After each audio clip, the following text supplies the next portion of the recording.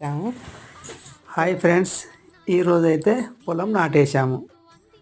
నాటు వేసే ముందు ఎడ్లతో మళ్ళను గొర్రు తోలినాము. గొర్రె తోలిన తర్వాత పిండి చల్లినాము.